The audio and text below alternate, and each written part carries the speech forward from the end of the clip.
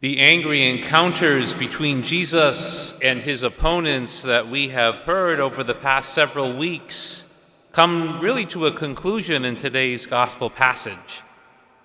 In a final attack, the Pharisees attempt to show Jesus' lack of knowledge of the law.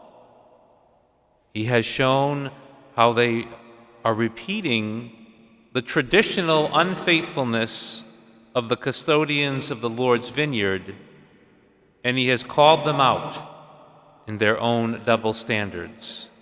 And so now they turn to the law to try to trick him. In theory, all the commandments were to be observed with equal seriousness and weight. However, within the 613 commandments of the law, there had developed an understanding of the lighter and heavier commandments. The scholars and the scribes argued over these distinctions. So now the Pharisees attempt to trap Jesus into making a damaging statement within this discussion. But Jesus knocks them off their feet instead. They could not possibly argue with Jesus' answer. The first part of his response comes from the book of Deuteronomy and is central to the Jewish faith. You shall love the Lord your God with all your heart, with all your soul, and with all your mind. The love of God is the first of all commandments. But there is also a second commandment, which is like the first. You shall love your neighbor as yourself. This is also part of the Jewish tradition, coming from the book of Leviticus. In the gospel reading, we see how Jesus says that the whole of the will of God in Scripture hangs upon, is derived from, and is summed up in the double command of love. What God wills is love. All individual commands and obligations must be measured against and judged by the law of love.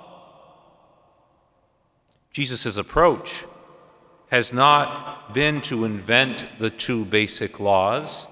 They came to him from his Jewish tradition. His originality has been to place the love of God and the love of neighbor together.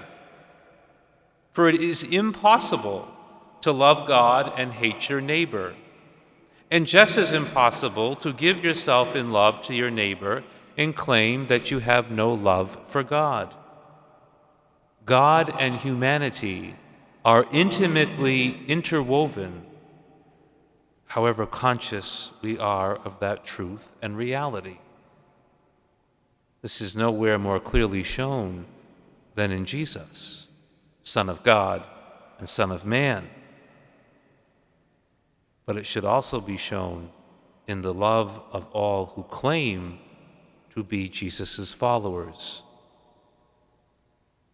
Today's gospel represents the last argument between Jesus and the teachers of Israel. As we come to the end of a long series of gospel passages dealing with the clash between Jesus and the Pharisees, we should remember that the gospel is read in the liturgy to challenge us, to help us understand better Jesus' way to God the Father. As Jesus argues and teaches through the gospel, he is teaching us as well. There is a Pharisee in each one of us, and we all need to come down from our pedestal to learn that there are only two commandments, which in reality are really only one: to love God and to love our neighbor.